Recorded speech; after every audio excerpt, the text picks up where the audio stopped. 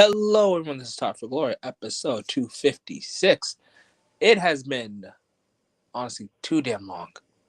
It's been so damn long since Talk for Glory's came to the wrestling world live.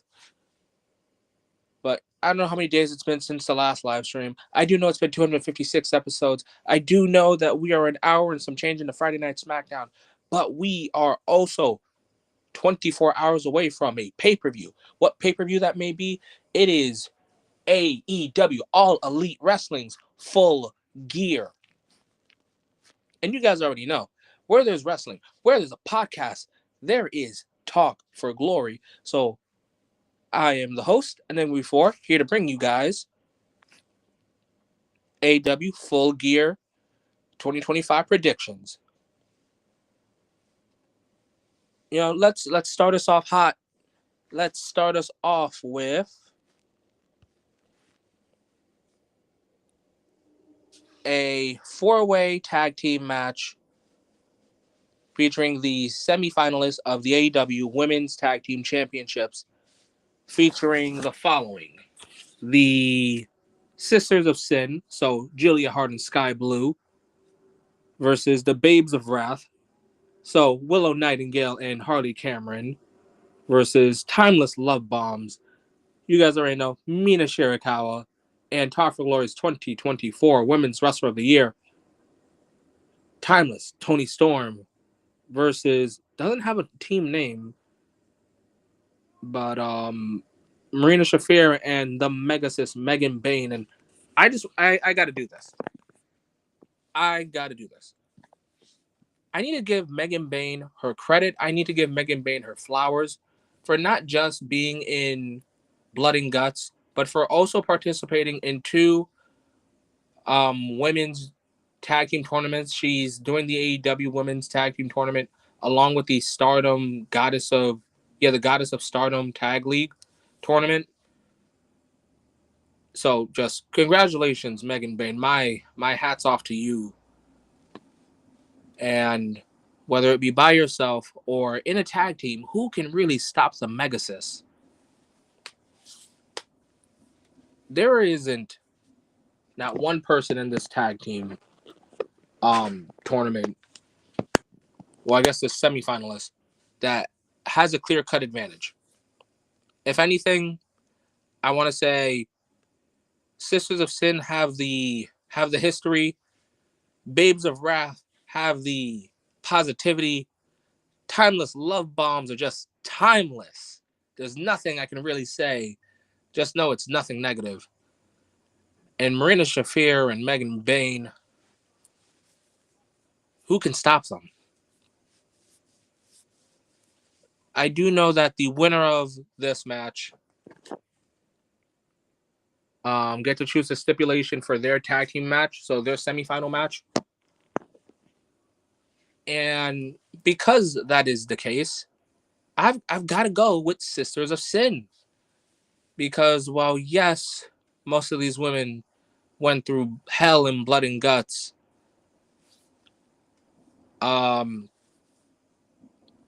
if there's anyone here that, on the daily had a stipulations match, just about every match during a certain time, it would be Julia Hart. For you guys that are longtime House of Black fans, we all remember house rules. No countouts, no disqualifications, pinfall submissions. That's just how the house rules went. And I can see a world where the Sisters of Sin get the win and Julia says, hey, let's do a similar match like that. Personally, I wouldn't have minded if they did the semifinals tonight and then at the next pay-per-view, which would be World's End, they did the finals there. But hey, I'm not going to complain how we get to the destination. Just as long as we get there, we have a good time, and it'd be a good match. But again, yeah, I have these Sisters of Sin winning this. On to our next match. So we're not done talking about tag matches. because now the next match is an odd one. It is, how do I put this? It is former foes, now friends, no hard feelings. It's Kenny Omega teaming up with no longer a scapegoat and no longer someone's a monster, no longer their kill switch. It is Luchasaurus, so it's Jurassic Express versus the AEW. Well, they're not the EVPs anymore. They've gotten some money, some funding, so they aren't the broke bucks. They aren't back to Max and Jeremy Buck. So the young bucks, Matthew and Nicholas Jackson, Matt and Nick, arguably one of the greatest tag teams out there. But again, Talk for Glory's 2024 Tag Team of the Year. And guys, yes, I do have to specify in some of these because the awards, they're getting closer. And whether it be here on Talk for Glory or maybe it's somewhere else I'm talking about awards, you guys need to just keep reminding yourselves when the awards come, don't worry about the PWI. Worry about Talk for Glory. Because doesn't matter if it's in the Tokyo Dome or Madison Square Garden. Our matches, our rankings are unbiased. But they are backed by the ultimate weapon, Josh Alexander. And in this match, it's winners get $1 million. I'm gonna be honest. I normally don't actually like these money matches, except when AR Fox is in them, because for some reason it's like he's the one that's putting the money on the line, and I need that. I need AR Fox to be in more money matches if that's the case. But this whole thing is kind of just like, this is to, I guess in a way, this is to help the Bucks stop being broke, and that's kind of like the whole gist of it. But there's also a bigger story behind it. Will the Young Bucks join the Don Callis family? Or will the Young Bucks look back on time and choose friendship over money as they reunite the Elite with Kenny Omega? You guys saw on all these Dynamites, whenever it's just Kenny and the Bucks, like they stop. They really ask themselves, is this what we're doing after all these years? We're the Elite, damn it. Change the world. That's the message, right? Is it too late for the three of them to just shake hands and try to be better men? Has money corrupted the Bucks? Is Kenny made out of glass? All of these things. That's kind of the big focal point, which is funny because there's $1 million on the line here, and that's what actually comes second, and that's insane. Now, who do I have winning this? I got the Young Bucks and Josh Alexander winning. And I know I just gave a whole speech about the power of friendship and all that, but yeah, $1 million is $1 million. I can't see a world where, especially struggling financially, I guess, the Bucks are choosing the friendship over the money. Like, and hopefully after they get the money, Nick Jackson doesn't bet all the money. But let's see what happens. Will the Elite reunite? Will the Bucks get out of debt? Will they join the family? So many things. Next, now we finally get into some singles action. It is a bastard versus a human crash course dummy. It is Darby Allin versus Pac. I've been that guy that says I need both these guys to be AEW World Champions. So when I tell you that these guys When I tell you that these guys are the absolute future, and I do mean that.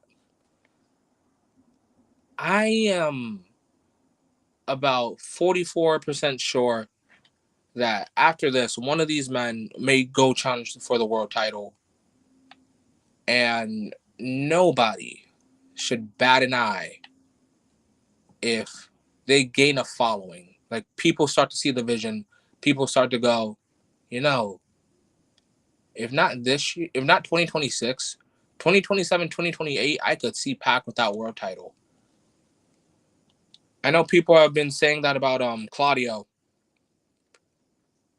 And, Darby, I think he's going to be the second pillar to win the world title. Like, that's just my predictions. But my predictions for the here and the now, and who's going to win,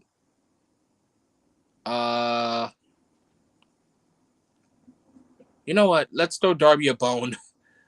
Because I'm pretty sure, like, if Pac wins, Claudio's just going to come out and beat up Darby some more. If I'm Darby, I'm winning my match and getting out the ring, because there is nobody, and I truly do mean this, there is not a single wrestler in the AEW locker room that has beaten up Darby Allin on the same level as Claudio Castagnoli. And I just got to know, what did he do? But yeah, I got Darby winning.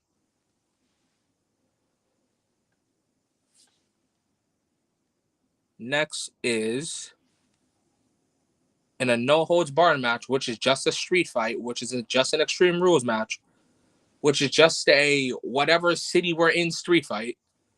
It is Jon Moxley, violence itself, versus knockout artist Kyle O'Reilly. And all I gotta say is, let's fucking go. Kyle O'Reilly's getting a push. I get it. Some of you guys are Red Dragon fans. Some of you guys are big Conglomeration fans. Some of you guys are big Undisputed Era fans. And for the most part, a lot of you guys have only seen Kyle O'Reilly in a majority of tag matches. But when he goes singles, when he's putting on matches, I am so excited, because Kyle O'Reilly is one of, like, the few wrestlers to me that has a real moveset. When I tell you Kyle puts on submissions and these strikes, and I'm like, I pop over this. But I pop over Kyle's whole moveset. But Jon Moxley feeling that humiliation, that sting, that he tapped out. I'm not surprised that instead of a regular wrestling match with a wrestler, Mox goes, you, me, weapons, blood, all that stuff. And no, that I'm not saying that Mox can't wrestle. I'm saying that I think in a wrestling match, Kyle O'Reilly has Jon Moxley beat. So Mox has to drag Kyle into his world. He has to drag him into the streets. Does that stop anything? Maybe. Does that give an advantage to Moxley? Maybe. All this means is that now I need Kyle to start using weapons, mixing up his submissions. Because if he doesn't, there's no way he's surviving Jon Moxley. But I am smart enough to admit that Mox is the man that knows his weapons. And just off of that alone, I've got to say it. I think Jon Moxley beats Kyle O'Reilly.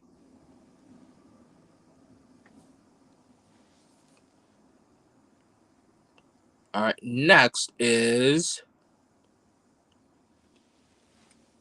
the Casino Gauntlet match for the inaugural AEW National Championship. I'm not going to shit on this title. I'm not going to be like, oh my God, AEW has another title. I'm not doing that. I will say this. I don't like that this thing has the same premise as the international title. If this title had come out and it wasn't about defending the title worldwide, like going to other promotions, I think I could have gotten behind it. Like, if AEW had created a certain division, like singles wise, they have the trios division, the tag division. If they had like another like singles division, I could have gotten behind this title. So yes, I am saying that AEW could have made like a cruiserweight title, or they could have made an X division title, and that would have been cool. I would have been fine with that. But the fact that it's win the title, defend it across the world, it makes me just go, well, that was what the international title was for. As for who I think can win this, it's quite simple. There's only one person that should win this. Oh God. There's only one person that should win this, and it's Shelton Benjamin. Hear me out. Aside from me being a Giant fan, I need Shelton Benjamin to win a singles title. And this title can open up the gates to seeing Shelton Benjamin probably go back to Japan, Shelton Benjamin in Mexico, Shelton Benjamin in the UK. I'm sorry, guys.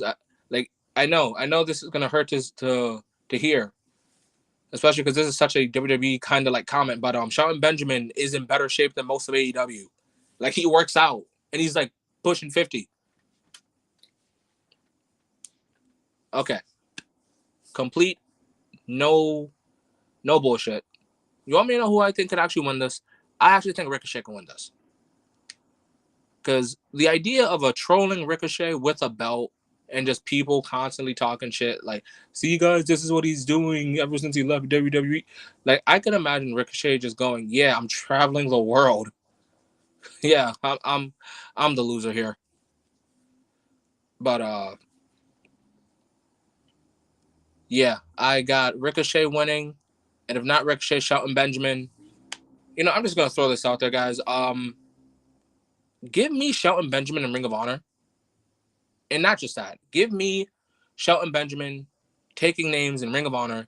And more importantly, give Shelton Benjamin the ROH World title. So yes, I am pitching this final battle. Give me Bandito versus Shelton Benjamin for the AEW. Whoops. So yes, I am pitching this. Give me Shelton Benjamin versus Bandito for the ROH World Championship. Has Bandito had a great run? Yes. Will Shelton Benjamin be the one to end that great run? Absolutely. Yes. Give me Shelton Benjamin on AEW, on Ring of Honor, on New Japan. Give me Shelton Benjamin wherever you can. But yeah, because I don't know everyone that's in this battle royal, it's hard for me to be like, oh, that guy, this person, whatever. But yeah, Ricochet, logistically, Shelton Benjamin, absolute biased. Next is for the AEW TNT Championship. It is defending champion, the Proto Star, Kyle Fletcher versus Country Kung Fu, Mark Briscoe. I mean this in the most positive light. Mark Briscoe versus Kyle Fletcher is honestly the best mid-card feud in AEW right now. Like, I'm not mad at this. Because I'm not sitting here going, oh, Mark Briscoe should challenge for the AEW World, or Kyle Fletcher should be challenging for the AEW World. No, Kyle Fletcher and Mark Briscoe are both mid-carders. Like, arguably, like, they're top 3 in the mid-card together. So the best thing they can do is feud. And I'm not mad about that. To pivot to WWE for 2 seconds, I was talking to Smoove when, congratulations, by the way, to to Maxine Dupree on winning the Intercontinental Championship. I remember a couple people saying that it's bullshit, that Maxine would never beat Becky or something of those lines. But to me, I saw the mid-card title going to a mid-carder. One moment, guys.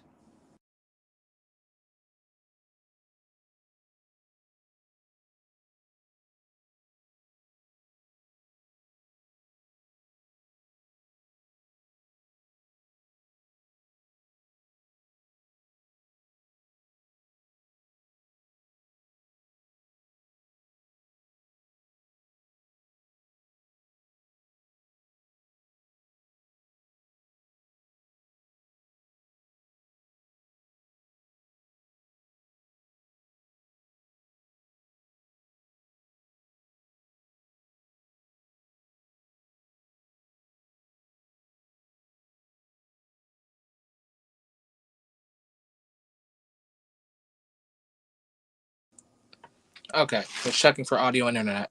But yeah, the IC women's title was on a main eventer and it went to a mid-carder. I am honest to God happy that that happened. And here in AEW, it's kind of like the reverse effect. It's not like Kyle Fletcher is this main eventer holding the mid card, or vice versa with Mark Briscoe. So this is honestly perfect. This is a no DQ match, so this is right up Mark Briscoe's wheelhouse. But one of the other stipulations is if Kyle Fletcher, Mr. Proto Star himself, beats Mark Briscoe, Mark no longer conglomerates. Instead, he joins the family, putting the Don Callis family at what, like their 30th uncle? What? What's Mark gonna be, the 21st cousin? I don't know. This family is a little too big. But I do know that if he is the uncle, he would be the drunk uncle, and he would be bringing Coronas to every cookout. But yeah, that's Mark Briscoe versus Kyle Fletcher. A very all or nothing kind of game. Kyle Fletcher beating Mark Briscoe multiple times, and Mark even saying, "Hey, you can't beat me, clean. You gotta distract the ref. You gotta hold the tights. You gotta put the feet on the ropes. Anything to try and beat me. So just throw the rule book out the window." And I've already said in previous predictions that I think Kyle Fletcher needs the TNT title until Will Ospreay returns, and possibly even beat Will Ospreay, because until Kyle can get that big win title defense, how important are these defenses? So maybe, Mark, you won't be conglomerating. Is what I would say is if I don't see Kyle Fletcher winning the AEW World title next year, and I need him to have a dominant C2, so to just open up the gates of possibility even stronger, I have Mark Briscoe winning this, and finally becoming TNT champion. Next is for the AEW Tag Team Championships. It is the makeshift pairing that shouldn't work, but it fucking works. Defending champions Brody King and also ROH champion Bandito, tag team better known as Brodito, versus Cash Wheeler, Dax Hardwood, fuck the Revive. Wait, that's not what it stands for. FTR, whatever it stands for. So a piece of me knows that this is going to be awesome. I can sit here and talk about how great FTR and I can talk about how great Brodito are, but it's like FTR in the tag title picture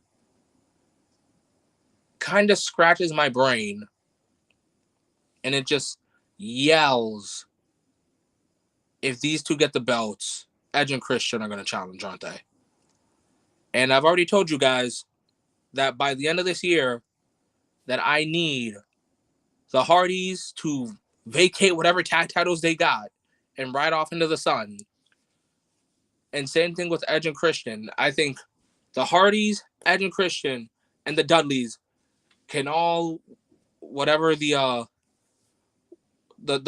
table for three show that WWE had, can all do that after retirement. Hell, even maybe get on a podcast. Who knows? Maybe the Hardys, Team 3D, and Edge and Christian can get on Talk for Glory and they can talk about the glory days. But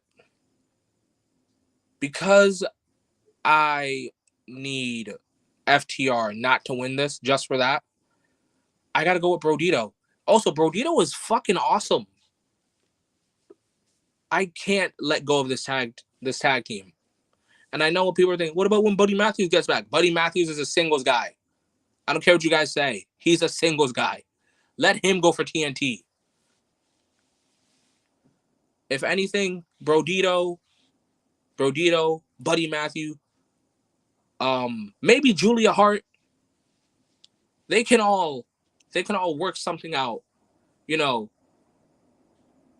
maybe on Collisions we get the Hounds of Hell, and then on Dynamite we get Brodito.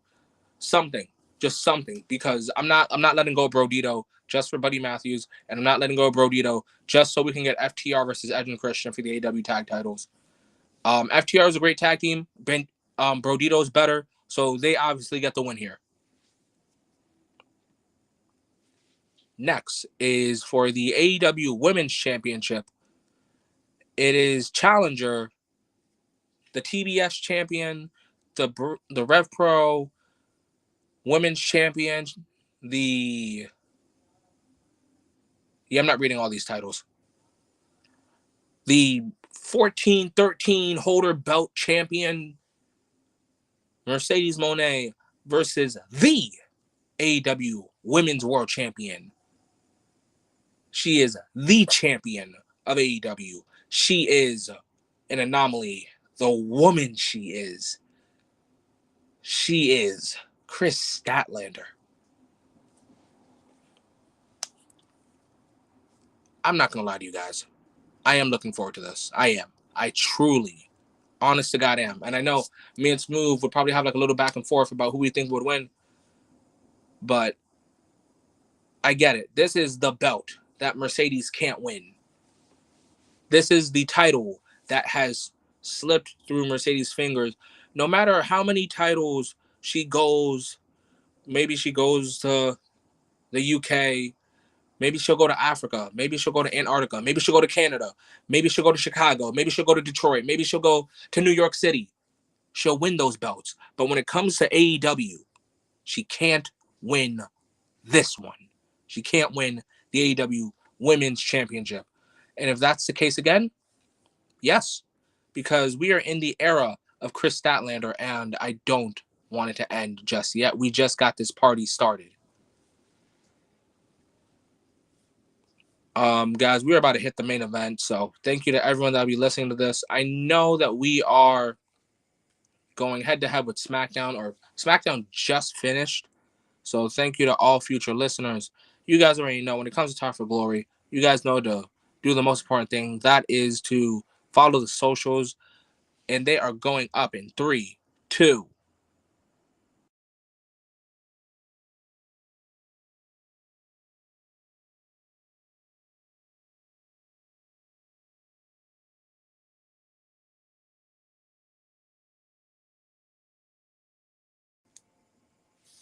All right, guys, and on top of that, also join the Talk for Glory Discord. When it comes to Talk for Glory, love talking about wrestling. If you guys have any other topics, those are always fun too. I don't discredit any topics, any wrestling. Just because Talk for Glory doesn't cover it doesn't mean you can't talk about it in the server. Just be nice about it. Don't discredit anyone. And yeah, join the Talk for Glory Discord, guys. Link is in the description. And now it is time for the main event. It is for the AEW World Championship. It is the Samoan submission machine, the enforcer, the ultimate ass kicker, Samoa Joe versus champion, Hangman Adam Page for the AEW World Championship in a steel cage match. What is there to say about this? I loved that this is Samoa Joe. This is the man that wants that title. And Hangman isn't a guy that's now looking to go, thanks for helping me at All In. Now this is Hangman realizing this is kill or be killed. This is win or lose. This is champion to former champion. Hangman has a lot of rights, has a lot of wrongs that he needs to correct. And he knows that if he loses the AEW World Championship here, he can't correct those. Samoa Joe is a man that wants to possibly walk into 2026 with the world title. Is that a possibility? Maybe. If he wasn't facing Hangman. Hangman has destroyed the ops. And if there's one thing I'm disappointed in, it's AEW fans not starting to get fuck the ops chant. But I need these two to really show how physical, how violent they are. I need Joe to show me the undefeated man that went through TNA, the destroyer of NXT. And even though he kind of got mishandled, the enforcer in WWE, the man that basically injured Seth Rollins. I need Hangman to show me that man that bashed Swerve's brains open, that stuck a needle in him, that lit his house on fire, that beat up CD, that beat up Christopher, that ended Christopher Daniels. I need both these men to show me the best versions of themselves in the worst possible way. But after seeing all that, who wins? And I will say, I think it's going to be Hangman Adam Page. I think Hangman is looking for that opponent. I think Hangman is looking for the true ender of his reign. And I don't think it's supposed to be Samoa Joe. No matter how much destruction Joe commits, no matter how much ass kicking he does, Hangman is looking for that next guy while also correcting his wrongs. So I'll end us off on a question. If Hangman Adam Page does retain, who would you guys like to see be his next challenger? And then even looking further ahead, who do you think will end Hangman Adam Page AEW World Championship title run? But you guys comment down your thoughts. I want to thank everyone that will be listening to this. This is the AEW All Elite Wrestling Full Gear 2025 predictions. I hope you guys are enjoying the holidays. Yeah, I hope you guys are enjoying the holidays. I hope you guys are enjoying wrestling. So no matter what you're watching, I hope you guys are enjoying it. But time for the closeout, so you guys already know. I hope you guys stay safe, have a great day and or night, because time zones are fucking weird and confusing. Touch some grass, because wrestling's never that deep. And if it is that deep to you, you should probably go to therapy. But for those of you that know how this ends, please do what we always say, and that is enjoy wrestling. Have a great night, guys.